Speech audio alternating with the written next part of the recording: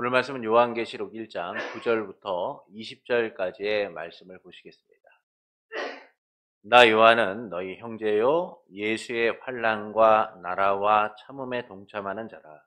하나님의 말씀과 예수를 증거하였으므로 말미암아 밤모라 하는 섬에 있었더니 주의 날에 내가 성령에 감동되어 내 뒤에서 나는 나팔 소리 같은 큰 음성을 들으니 이르되 내가 보는 것을 두루마리에 써서 에베소, 서머나, 버가모, 두아디라, 사데, 빌라델비아, 라오디게아 등 7교회에 보내라 하시기로 몸을 돌이켜 나에게 말한 음성을 알아보려고 돌이킬 때에 7 금촛대를 보았는데 촛대 사이에 인자 같은 이가 발을 끌리는 옷을 입고 가슴에 금띠를 띠고 그의 머리와 털의 희기가 흰 양털 같고 눈 같으며 그의 눈은 불꽃 같고 그의 발은 풀무불에 단련한 빛난 주석 같고 그의 음성은 많은 물소리와 같으며 그의 오른손에 7별이 있고 그의 입에서 좌우에 날성검이 나오고 그 얼굴은 해가 힘있게 비치는 것 같더라. 내가 볼 때에 그의 발 앞에 엎드려져 죽은 자 같이 되매 그가 오른손을 내게 얹고 이르되 두려워하지 말라. 나는 처음이요 마지막이니 곧 살아있는 자라. 내가 전에 죽었었노라. 볼지어다 이제 세세토록 살아있어 사망과 음부의 열쇠를 가졌노니 그러므로 내가 본 것과 지금 있는 일과 장차 될 일을 기록하라. 내가 본 것은 내 오른손의 7별의 비밀과 또 7 금촛대라. 7별은 7교회의 사자요 7 촛대는 7 교회니라. 아멘. 주님의 몸된 교회로 살아가는 일은 힘들고 어렵습니다. 세상은 우리가 교회로서 살아가기보다는 세상 그 자체로 살아가기를 원하니까요. 그들이 원하는 모습과 색으로 변하기를 원합니다. 이런 세상에서 교회됨을 이루는 일은 어렵습니다. 우리는 세상에 끊임없는 유혹과 도전에 직면한 채 살고 있으니까요. 그래서 위기의식을 느끼고 살아가게 되죠. 그러나 주님의 몸된 교회는 우리의 힘이나 노력에 의하여 지켜지는 것이 아닙니다. 교회의 머리 대신 주님이 이 교회를 지키고 계시기 때문이에요. 주님은 언제나 교회를 붙드시고 함께 하십니다. 그래서 은혜로 우리를 부르시고 은혜로 우리를 붙드셔서 교회됨을 이루게 하시는 것이죠. 이 믿음으로 교회되게 하신 주님을 바라보며 하나 되고자 힘쓰는 성도 여러분을 예수님의 이름으로 축복합니다. 사도 요한은 아시아에 있는 7교회에 삼위일체 하나님으로 인하여 은혜와 평강이 있기를 원한다 라고 합니다. 이는 은혜와 평강을 주시는 삼위일체 하나님에 대하여 말씀하고 있는 것이죠. 은혜와 평강을 주시는 삼위일체 하나님이 우리의 궁극적인 위로가 되신다라는 거예요. 그래서 사도 요한은 이 삼위일체 하나님에 대하여 세 부분으로 말씀합니다. 첫째는 성부 하나님으로 그분은 장차 오시는 분으로서 우리의 현재에 오셔서 미래를 만드시는 분이다라는 거예요.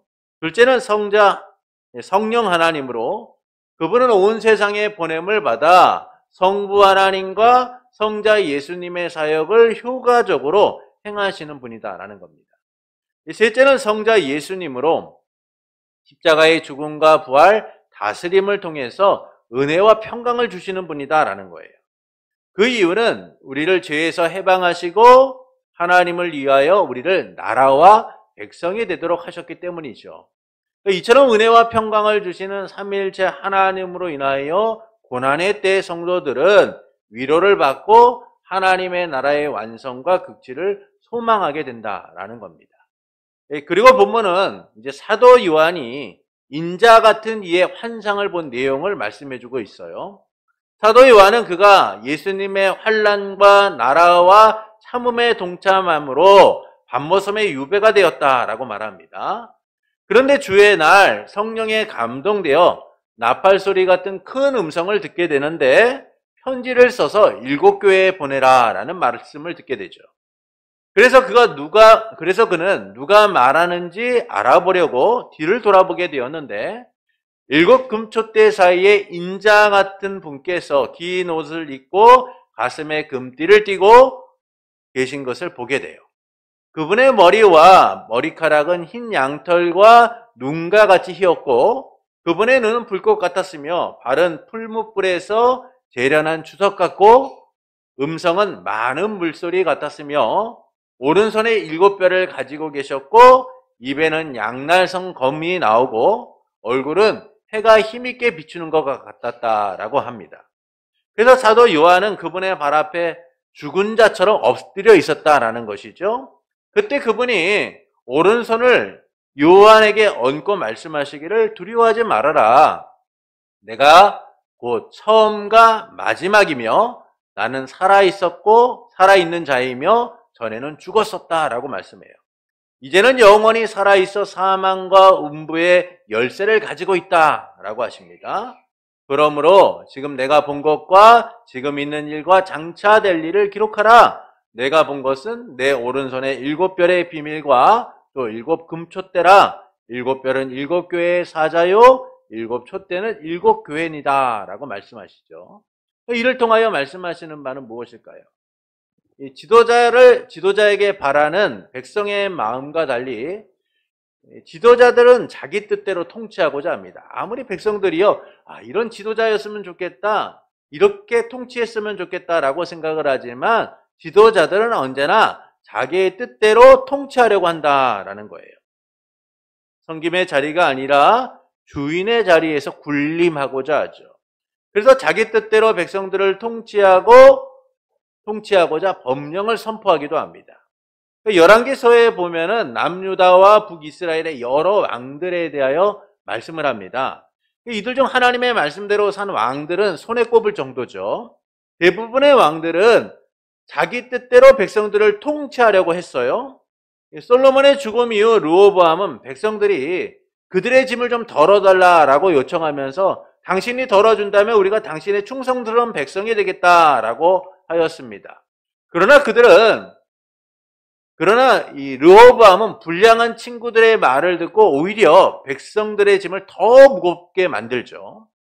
여러분, 백성들의 마음이 변해 유다로 돌아갈 것을 걱정한 나머지 금송아지 형상을 만들어 베델과 단에 놓고 레위 자손이 아닌 보통 백성으로 제사장을 삼게 됩니다.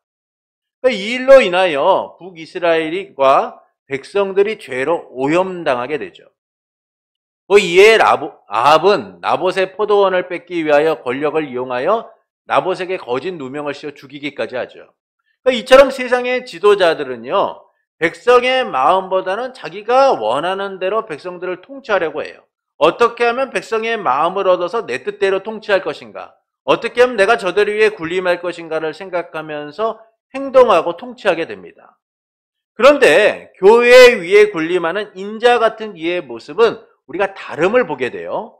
그분은 7 금촛대와 7별을 가지고 있는데 7별은 7 교회의 사자이고 7 촛대는 7 교회다라고 말씀합니다. 이 점에서 인자 같은 이에게 교회가 속해 있다라는 사실을 우리가 확인하게 되죠. 그는 교회에 막강한 영향력을 행사하는 자이고 교회 위에 군림하고 있는 자예요. 그런 그가 사도 요한에게 편지하라라고 합니다. 감히 넘볼 수 없는 위용을 자랑하면서 사도 요한에게 편지를 하라라고 하고 있어요. 이 모습의 사도 요한은 그 발 앞에 엎드려 죽은 자처럼 떨고 있었다라는 겁니다. 그 모습이 감당할 수 없을 정도로 대단했다라는 것이죠. 두려움에 거부할 수조차 없었던 거예요. 그때 인자 같은 이가 두려워하지 말라라고 하면서 자신은 처음과 마지막이고 전에는 죽었으나 지금은 살아있어 영원토록 사망과 음부의 열쇠를 가지고 있다라고 말씀하죠. 그러면서 내가 본 것과 지금 있는 일과 장차 될 일을 기록하라라고 말씀해요. 세상의 지도자들이 자기의 뜻을 이루기 위하여 법령을 선포하고 명령을 하는 것과 달리 이 교회의 주인인 인자 같은 이는 현실적 사실과 미래에 대한 기록을 하라라고 말씀하고 있어요. 군림하는 자들의 모습과 다름을 우리가 확인하게 되는 겁니다. 일반적 명령이 아니라 교회를 향한 미래적 메시지를 선포하라라고 말씀하고 있는 거예요. 그분이 가진 능력은 사망과 음부의 열쇠를 영원토록 가지고 교회를 다스리시고 있다라는 것이죠. 그런데 교회를 향한 직접적 명령이나 강요가 아니라 현재의 사실과 미래에 일어날 일을 기록하여 전하라라고 말씀하고 있는 거예요. 명령하면 따를 수밖에 없는 것이 백성이고 약자인데 교회의 주인인 인자 같은 이는 내가 본 것과 지금 있는 일과 장차 될 일을 기록해서 전하라 라고만 말씀하고 있다라는 겁니다. 이를 통하여 말씀하시는 바는 무엇일까요? 교회의 주인으로서 다스리시는 예수님을 통해서 교회의 현재적 위로를 말씀하고 있는 거예요. 예수님을 통하여 교회의 현재적 위로를 말씀해주고 있는 겁니다. 세상에 군림하는 자들과 달리 교회의 머리가 되신 예수님의 통치는 긍휼과 자비, 은혜와 사랑을 근거로 합니다. 예수님께서 세상처럼 힘으로 억압하고 통치하시는 것이 아니라 오직 은혜와 사랑, 긍휼과 자비로서 교회를 다스리고 계시다라는 것이죠. 그래서 사도 바울은 에베소서 5장 25절에서 이렇게 말씀해요. 에베소 5장 25절입니다. 남편들아 아내 사랑하기를 그리스도께서 교회를 사랑하시고 그 교회를 위하여 자신을 주신 같이 하라. 예수님께서 교회를 어떻게 사랑하십니까? 자기를 주신 같이 사랑하셨다는 거예요. 생명을 내어 놓으시면서까지 사랑하셨다라는 것이죠. 그분은 미래뿐만 아니라 현재 교회와 함께 하시며 은혜와 사랑으로서 다스리고 계시다라는 거예요. 이 다스림을 통하여 교회는 현재 당하는 고난과 아픔에서 위로를 받게 되는 겁니다. 주님의 붙드심을 통하여 교회가 굳건히 세워지고 주님의 통치하심을 통하여 교회는 위로를 받게 된다라는 것이죠. 그래서 본문은 교회와 함께 하시고 통치하시는 주님에 대하여 말씀해주고 있는 거예요. 이를 세 부분으로 말씀합니다. 첫째는 통치 아래 있는 자들에 대하여 말씀해요. 본문 9절을 보시겠습니다. 본문 9절입니다. 나 요한은 너희 형제요 예수의 환난과 나라와 참음에 동참하는 자라.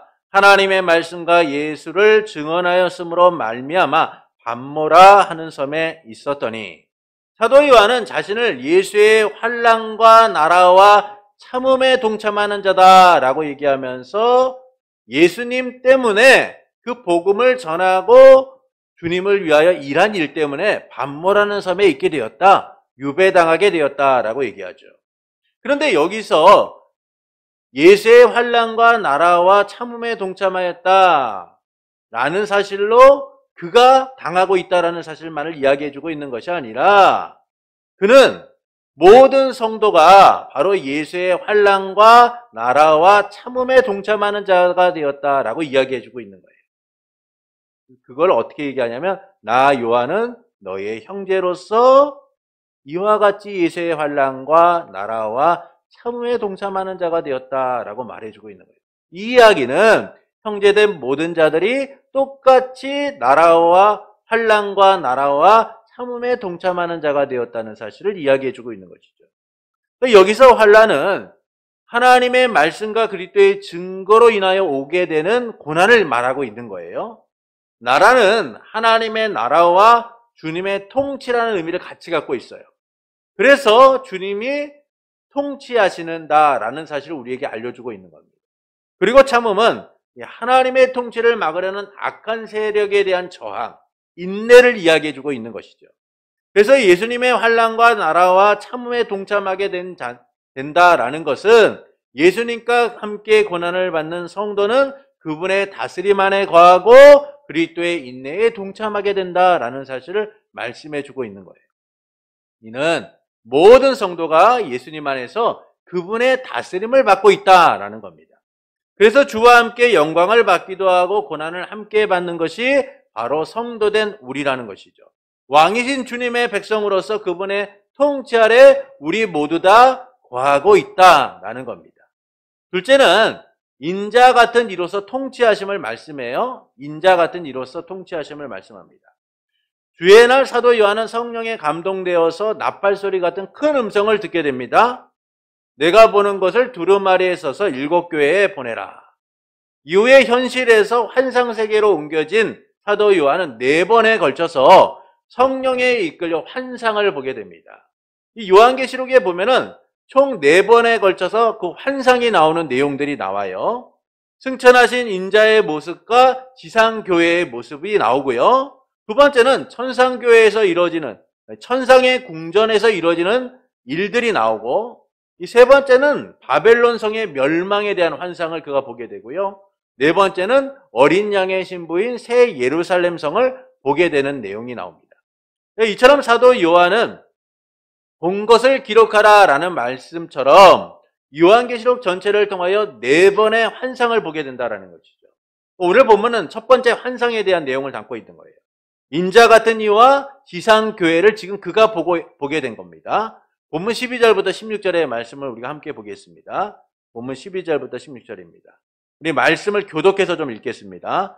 몸을 돌이켜 나에게 말한 음성을 알아보려고 돌이킬 때에 7 금초대를 보았는데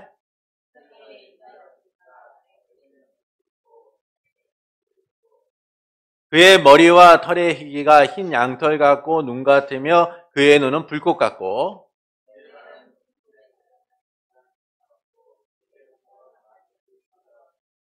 같이 읽겠습니다. 그의 오른손에 7별이 있고 그의 입에서 좌우에 날성검이 나오고 그의 얼굴은 해가 힘있게 비치는 것 같더라.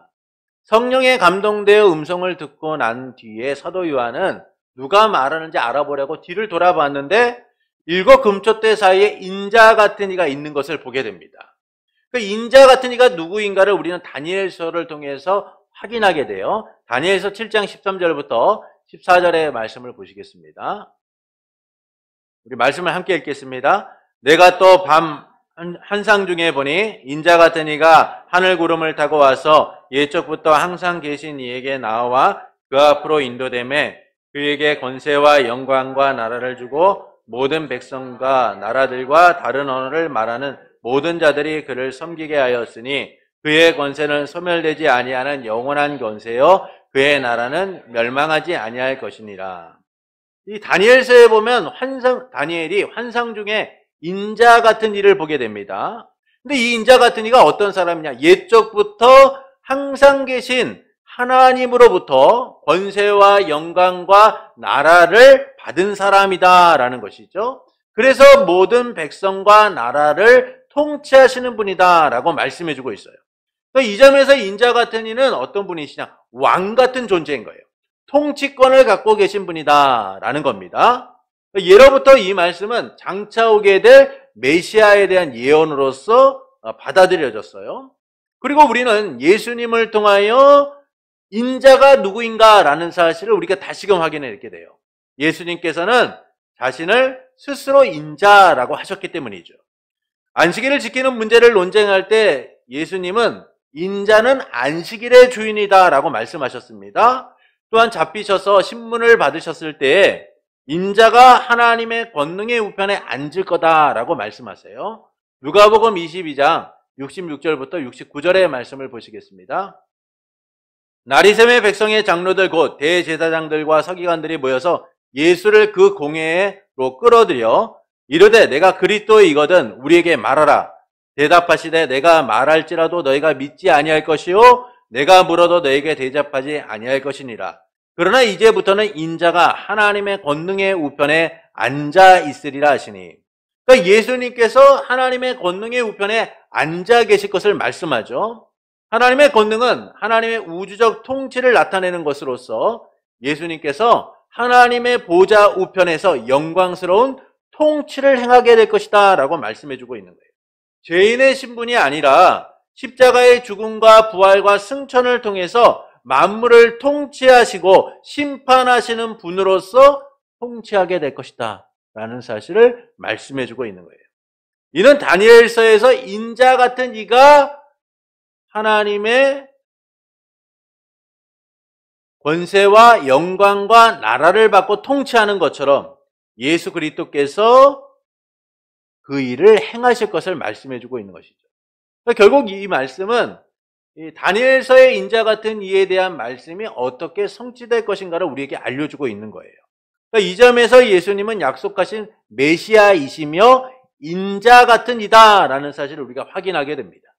이처럼 인자 같은 이는 다른 누구의 칭호가 아니라 오직 예수 그리스도의 칭호다라는 사실을 우리가 알 수 있게 되는 것이죠.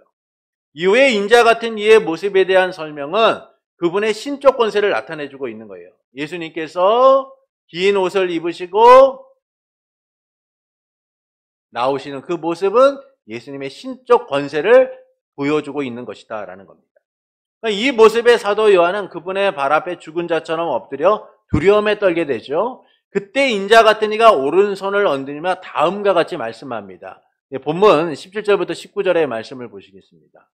내가 볼 때 그의 발 앞에 엎드려져 죽은 자 같이 되매 그가 오른손을 내게 얻고 이르시되 두려워하지 말라. 나는 처음이요 마지막이니 곧 살아있는 자라. 내가 전에 죽었었노라. 볼지어다 이제 세세토록 살아있어 사망과 음부의 열쇠를 가졌노니 그러므로 내가 본 것과 지금 있는 일과 장차 될 일을 기록하라. 두려움에 떠는 사도 요한에게 인자는 자신이 누구인지를 세 부분으로 설명해 줍니다. 첫 번째는 처음이요 마지막이다. 두 번째는 살아있으나 전에는 죽었었다. 세 번째는 영원토록 살아있어 사망과 음부의 열쇠를 가진 자다라고 말씀해요. 그러니까 이 말씀과 일치하는 분은 오직 예수님 뿐이시죠. 처음과 마지막이라는 표현은요, 이사야서에서 하나님께만 쓰인 표현이에요. 사도 요한은 요한복음 1장에서 예수님이 하나님이심을 선언하면서 그분이 참 하나님이심에도 참 인간이 되셨다라고 우리에게 말씀해요. 이 점에서 예수님께서는 참 하나님이시기에 처음과 마지막이 되십니다. 그리고 우리는 요한계시록 뒷부분에서 예수님에게 처음과 마지막이라는 표현이 다시 쓰여지고 있다라는 사실을 확인하게 되죠. 또한 그분은 우리의 구원을 위하여 십자가에 죽고 부활하심으로 잠자는 모든 자들을 위한 부활의 첫 열매가 되셨다는 거예요. 이후 예수님께서 하늘에 올라가신 대로 다시 오셔서 심판의 주로서 모든 자를 그들이 행한 대로 심판하신다라는 겁니다. 그래서 우리는 인자 같은 이가 참 하나님으로서 참 인간이 되신 우리 주 예수 그리스도다라는 사실을 알게 되는 것이죠. 그분께서 영원토록 통치하심으로 심판의 날 모든 것을 판단하시는 분이라는 거예요. 사망과 음부의 권세를 영원토록 가지신 분, 그분이 바로 인자이신 예수님이시다라는 겁니다. 셋째는 교회를 통치하시는 분이다라고 말씀해주고 있어요. 본문 20절을 보시겠습니다. 우리 함께 읽겠습니다. 내가 본 것은 내 오른손에 7별의 비밀과 또 7 금초대라. 7별은 7 교회의 사자요 7 초대는 7 교회니라. 앞서 우리는 인자 같은 이인 예수님께서 7 금초대 사이를 다니시며 오른손에 7별을 가지셨다라는 사실을 말씀을 통해 함께 보았습니다. 그리고 본문 20절은 그 의미에 대하여 이렇게 설명해요. 7 금초대는 7 교회이고 7별은 7 교회의 사자이다라고 말씀하죠. 그러니까 7 교회라는 표현은 모든 교회를 이야기하는 겁니다. 제가 말씀드렸다시피 7이라는 수가 완전한 수다라고 말씀을 드렸어요. 성경에서 7이라는 표현은요, 완전한 수를 이야기하는 거예요. 이 점에서 7 교회다라는 말은 단순히 앞에서 이야기했던 7 교회를 이야기하는 것이 아니라 주님의 모든 교회들을 이야기해주고 있다라는 겁니다.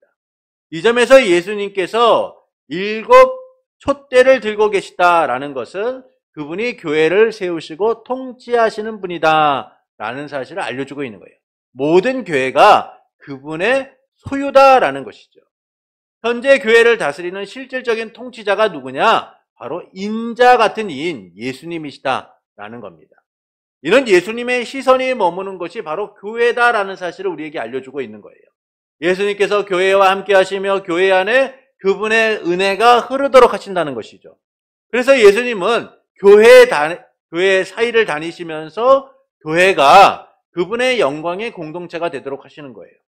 이 때문에 예수님은 내가 본 것과 지금 있는 일과 장차 일어날 일을 기록하라 라고 말씀하고 있는 겁니다.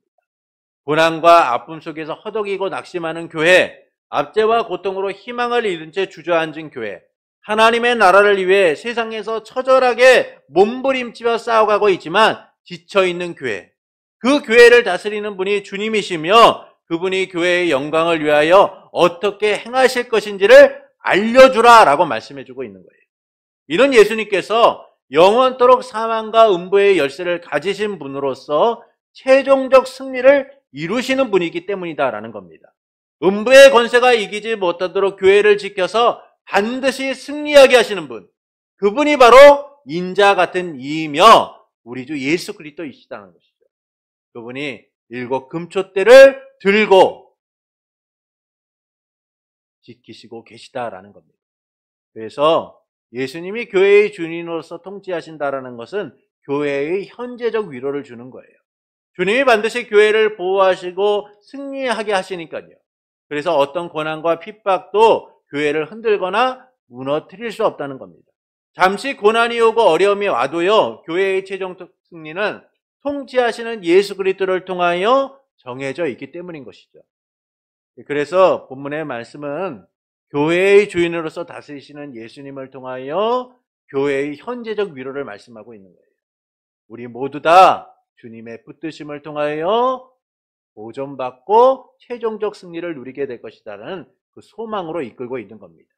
이를 통해서 하나님께서 우리가 어떻게 살아가기를 원하실까요? 주님의 통치가 우리의 현재적 위로가 되고 있다는 사실을 알기를 원하시는 거예요. 오늘날 교회의 위기라고 합니다. 세상에서 보이는 교회의 모습은 우리가 봐도 위기처럼 보여요. 너무나 위태롭죠.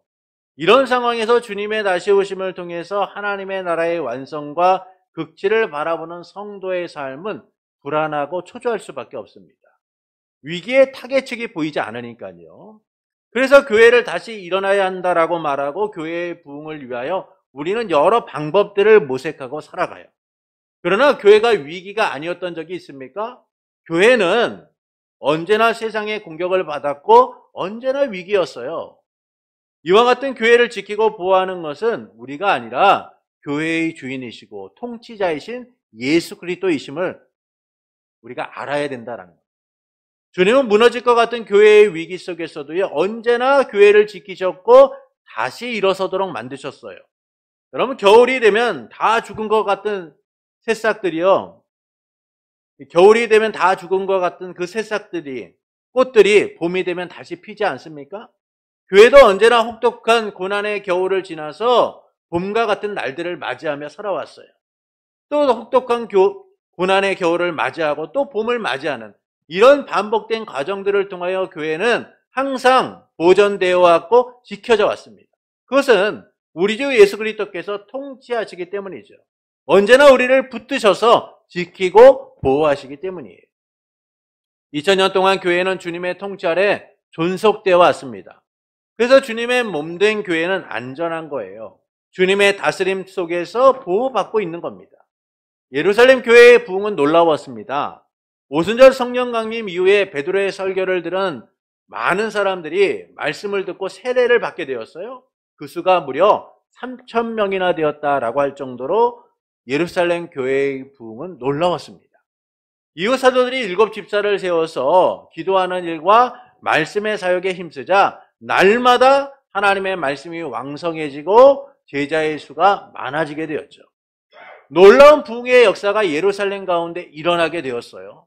그런데 예상치 못한 위기가 찾아오게 됩니다. 스데반 집사가 복음을 전하다 하나님을 못 얻겠다는 누명을 쓰고 사람들에게 돌에 맞아 죽게 된 것이죠. 포악한 사람들이 던진 돌에 죽게 된 겁니다. 이 일로 교회를 향한 큰 박해가 시작되게 되죠. 지금까지 경험하지 못했던 박해가 교회와 성도들에게 들이닥치기 시작한 거예요. 그래서 모든 성도가 예루살렘을 떠나게 되죠. 흩어지게 됩니다. 살기 위하여 교회를 떠나 흩어지게 되었어요. 그래서 사도들을 제외한 성도들이 유대와 사마리아와 땅끝까지 흩어지게 됩니다. 이때까지만 해도 사람들은요, 교회가 사라질 거라고 생각했어요. 박해는 지속되었고 교회를 멸하고자 하는 무리는 집요했으니까요. 그런데 사라질 것 같았던 교회에 놀라운 부흥의 역사가 일어나기 시작합니다. 흩어진 성도들을 통해서 복음이 전해지게 되고 빌립에 의하여 사마리아 성에 복음이 선포되게 되죠. 이후 핍박자이고 압제자였던 사울은 다메섹에서 예수님을 만나 이방인의 사도가 되게 됩니다. 교회를 멸하고자 믿는 자들을 받게 했던 사울이 복음을 위하여 살아가는 자가 되었고 그로 인하여 유럽과 아시아 지역 곳곳에 복음이 선포되어지게 되죠. 이처럼 교회를 통치하시는 예수님으로 인하여 교회의 위기는 있었지만 무너지지 않았어요. 주님이 다시 오실 그날까지 교회는 보존받고 안전하게 지켜지게 될 겁니다. 교회의 현재와 미래는 예수님이 붙들고 계시니까요.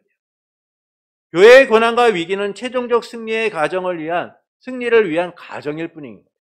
그래서 주님의 통치가 교회의 현재적 위로이고 우리의 위로가 되는 겁니다. 위태롭고 넘어질 것 같고 패할 것 같고 실패할 것 같고 더 이상 안 될 것 같지만 주님의 통치 아래 반드시 교회는 이기게 되어 있습니다. 고난의 시절을 지나는 교회 공동체는 오늘도 주 안에서 위로함 받고 주님의 붙드심을 경험하고 살아가게 될 거니까. 주님의 다스리심을 통해 위기는 있지만 굴복하지 않고 최종적 승리를 거두게 될 겁니다. 그래서 교회의 위기만을 보기보다는 이 위기 속에서도 교회를 붙들고 계신, 교회를 통치하시는 주님을 바라봐야 합니다. 주님이 교회된 우리를 어떻게 지키시고 보호하시는지를 바라볼 수 있어야 돼요. 교회의 위기. 앞으로도 교회의 위기는 지속될 겁니다. 그리고 교회의 위기는 끊임없이 우리의 삶을 힘들게 하고 어렵게 만들 거예요. 그러나 이 위기에 쉽게 반응하고 두려움에 떨기보다는 교회를 다스리시고 보호하시는 주님, 교회 가운데 함께 하셔서 최종적 승리를 거두게 하시는 그 주님을 바라봄을 통하여 위로함 받고 소망을 누리는 자들이 되어야 할 것입니다. 그러므로 교회의 위기를 말하는 시대에 교회를 다스리시고 반드시 지키시는 주님을 바라보는 성도가 되시는 것은 어떨까요? 위기가 끝이 아닌 최종적 승리를 위한 과정임을 믿고 주님을 통해 위로함 받고 소망을 향해 나가는 성도가 되시는 것은 어떨까요? 사랑하는 성도 여러분, 예수님의 환난과 나라와 참음에 동참하였던 사도 요한은 성령에 감동되어 인자 같은 이의 환상을 보게 됩니다. 그분은 7 금초대 사이를 다니며 오른손에 7변을 가지신 분으로서 처음과 마지막이며 살아있으나 전에 죽었던 분이고 영원히 살아서 사망과 음부의 열쇠를 가지신 분이시죠. 이는 교회의 주인으로서 다스리시는 예수님을 통하여 교회의 현재적 위로를 말씀해주고 있는 겁니다. 그래서 본문은 교회와 함께 하시며 통치하시는 주님에 대하여 세 부분으로 말씀하죠. 첫째는 통치 아래에 있는 자들에 대하여 말씀해요. 예수의 환난과 나라와 참음에 동참하게 된다라는 것은 모든 성도가 예수님의 다스림 가운데 있음을 말씀해주고 있는 거예요. 둘째는 인자 같은 이로서 통치하심을 말씀합니다. 인자 같은 이라는 표현은 우리가 다니엘서에서 확인하게 되는데 이는 통치권을 가진 왕 같은 존재로서 장차 오실 메시아를 의미하죠. 그리고 예수님께서는 자기를 인자라고 하시며 하나님의 권능의 우편에 앉으셔서 통치하실 것을 말씀하십니다. 이 점에서 본문의 인자 같은 이는 예수님이다라는 사실을 우리 또한 알게 돼요. 셋째는 교회를 통치하시는 분임을 알려줍니다. 7 금초대는 7 교회이고 7별은 7 교회의 사자다라고 말씀합니다. 이는 예수님께서 교회를 세우고 통치하시는 분임을 알려주고 있는 것이죠. 이처럼 교회는 예수님의 통치 아래 보존되는 안전을 보장받게 돼요. 이는 교회의 현재적 위로를 우리에게 줍니다. 주님이 반드시 교회를 보호하시고 승리하게 하시니까요.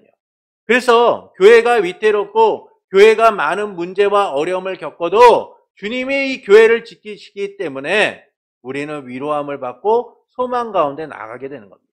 또한 교회된 우리의 삶도 마찬가지죠. 여전히 교회가 위기를 찾아오게 되면 우리의 삶도 위기 가운데 놓일 수밖에 없어요. 그러나 주님은 교회된 우리를 붙드셔서 우리가 최종적 승리를 거두도록 하신다라는 겁니다. 그래서 본문은 교회의 주인으로서 다스리시는 예수님을 통해 교회의 현재적 위로, 또한 우리의 위로가 있다라는 사실을 말씀해 주고 있는 것이죠. 이를 통해 하나님께서는 우리가 어떻게 살기를 원하실까요? 주님의 통치가 우리의 현재적 위로임을 알기 원하십니다. 교회가 위기라는 말을 참 많이 듣습니다. 우리의 세대를 지나서 다음 세대도 교회는 위기라는 말이 계속 들려지게 될 거예요. 그러나 교회가 위기가 아니었던 적이 있습니까? 그렇지 않습니다. 언제나 교회는 위기였고 교회는 끊임없이 이 도전과 분쟁 속에서 갈등 속에서 존속되어 왔어요. 그것은 우리의 힘과 노력으로 이루어진 것이 아니라 교회를 통치하시고 다스리시는 우리 주 예수 그리스도를 통하여 지금까지 보존되었다라는 겁니다. 그래서 우리는 교회의 위기 속에서도 주님의 통치를 통하여 위로함을 받게 되는 것이죠. 지금 교회가 힘들고 어렵지만, 우리의 삶이 위기이고 어렵지만 우리를 다스리시고 통치하시는 주님을 통하여 우리가 진정한 위로를 누리고 최종적 승리를 거두게 될 것이다 라는 사실을 우리는 경험하게 될 거예요. 그래서 우리는 이 소망과 확신 가운데 주님의 다스림을 통하여 위로함 받고 소망을 향해 나가는 자들이 되어야 됩니다. 오늘도 고난받는 교회와 성도는 주님의 통치 아래 안전하며 미래를 보장받고 있습니다. 최종적 승리가 우리에게 약속되어 있습니다. 그러므로 교회의 위기를 말하는 이 시대에 교회를 다스리고 반드시 지키시는 주님을 바라보는 성도가 되시는 것은 어떨까요? 위기가 끝이 아닌 최종적 승리를 위한 과정임을 믿고 주님을 통해 위로함 받고 소망을 향해 나가는 성도가 되시는 것은 어떨까요? 그때 우리는 교회가 승리함을 보게 될 겁니다. 교회가 교회됨을 누리게 될 거예요. 주님이 통치하시는 교회, 그 은혜 아래 보호받고 위로하는 삶을 누리게 될 겁니다.